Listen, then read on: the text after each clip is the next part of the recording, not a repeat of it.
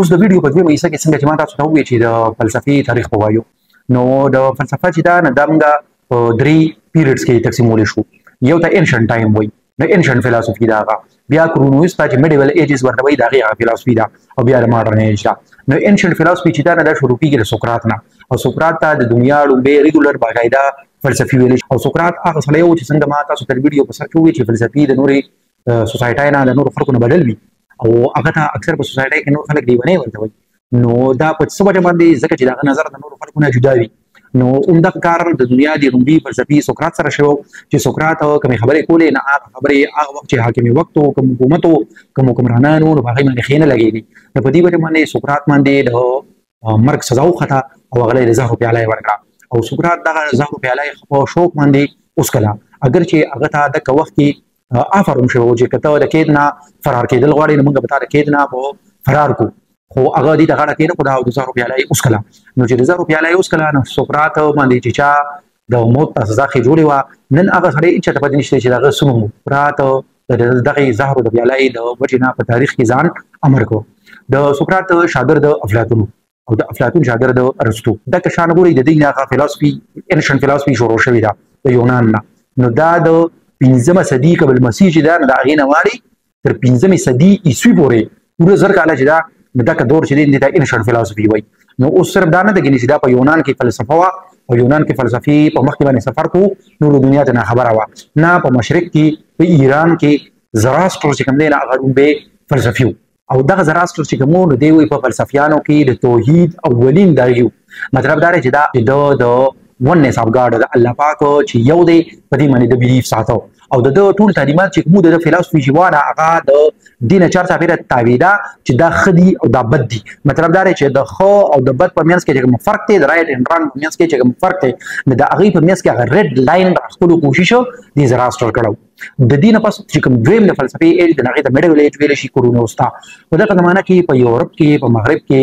د چرچ ډیر غټ زور، د پادری ډیر غټ زور، تر دې پورې چې بادشاه هم چې دی چې هغه زمانہ کې په یورپ کې بادشاهتونه خو دا دومره طاقتور بادشاه چې دی د پادري مخې ته کمزوری و، او خلک چې وو عوام چې کوم هغوی په مذهب باندې دومره مین وو لکه مذهب زده معاشره وه، مذهبي معاشره وه. په دې حال کې تیر شو، او مذهب څه و نو مذهب کرسچینټي وه، عیسایت ټوله د عیسایت په مطابق چې د دوی کومې عقیدې وي نو دوی د هغې د یوناني فلسفه چې وه نه د هغې یو خبره یو پوینټ چې کوم و عیسایت سره میچ کولو کوشش وکړو. نو چې کوم ورسره میچ کېده نه دی اکسپټ کړو، قبول یې کړو، چې کوم ورسره کنټراډکشن کې متصادم ورسره نه میچ کېده ورسره نه ریجیکټ کړو. نو داسې طریقې سره چې کوم دی لکه فلسفه یې عیسایي کړه، دې 1000 کاله کې هم دغه کار وشو. بل طرف ته په ایسټ کې هم مکمل دغه شان کار وشو، سیم سټوري ریپیټ شوه، خو دلته کې د اسلام د راتګ نه پس مسلمانانو دا کار وکړو. بغداد چې کله په ټوله دنیا کې د ټولو لوی د علم مرکز و، نو د خلفای راشدینو په دور کې نه، ځکه چې موږ تاسو ته پته ده چې عثمان رضی الله تعالی عنه په ټیم کې په رومي ځل باندې اول صرف قرآن مجید له یو کتابي شکل ورکړی شو نه، بیا د هغې نه پس تقریبا 100 کالو پورې د حدیثونو باندې کار کېده. نو مسلمانان دې ته نه وسم، بیا د دې نه پس د بنو عباس پیریډ کې مسلمانان چې دی نه دی فلسفې ته سم شو، دوی د یوناني ټوله فلسفه راواغسته، هغې عربۍ ته ترجمه کړه. نو چې هغې عربۍ ته ترجمه کړه دوی د هغې پوره جاج واغسته، چې جاج یې واغسته نو عقل هغې چې څنګه کار کړی و چې هغې د کرسچینټي په سانچه کې اچولې وه، دوی دلته د اسلام سانچه کې واچوله او دغه فلسفه یې مسلمانه کړه. نو چې کوم په هغې کې هغه څیزونو کوم پوینټس وو کوم نکات وو چې اسلام سره متصادم راتلل نو هغې کې وباسل. په دغه زمانه کې په اسلامي دنیا کې چې کوم غټ فلسفر پیدا شو نو د هغې نوم الکندي، ابن سینا، ابن خلدون، البیروني، ابن الهیثم،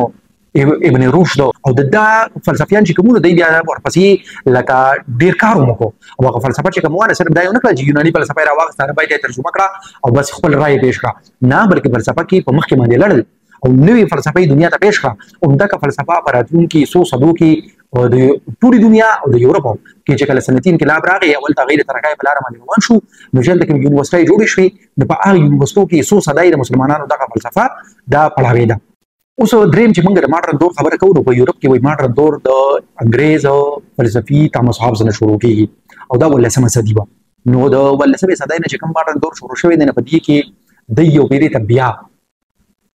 چې کله دی لکه یورپ ته کرونیوس ته نووته د میډیول ایج نه دی بیا سیکولر شو او لیبرل شو، چې کله دی بیا سیکولر او لیبرل شو نو د یونان هغه فلسفه چې کومه وړومبۍ وه هغه هم سیکولر وه او لیبرل وا نو د یو پیری ته بیا هغه طرف ته لاړل ته د فلسفي چې ریلیجن سره کما هغه تعلق او فلسفي چې کوم د ریلیجن انډر راغی وا نو دا غینه آزاد کړ دې سره کوم د هندستان د فلسفي خبره کوو نو په هندستان کې چې کومه انډین فلسفي ورته ویل شي نه دا هغه د هندوانو مقدس کتاب چې دی ریګ وید نو دا هغه ټول بیس د ریګ وید دی او ریګ وید یو معمولی کتاب نه دی بلکې ریګ وید د امپورټنس تاسو د دینه اندازه ولګوي چې مغربي فلسفي آینسټاین چې دی ناغه مو د ریګ وید نه ډیره غټه رهنمایي اخیستې وه او څنګه چې ما تاسو د ویډیو سر کې دا وویل چې هندو فلسفرز چې مونږ هغوی به دا خبره کوله چې په ایکچوال کې مونږ د دې څیزونو د حقیقت نه نیو خبر نو ځکه په دنیا کې مسلې دي نو که دا په دې نه خبر شو نو اوس هم د انډین موټیویشن سپیکرز چې کوم دي هغه موټیویشن سپیکرز چې هغه یې ریلیجن سره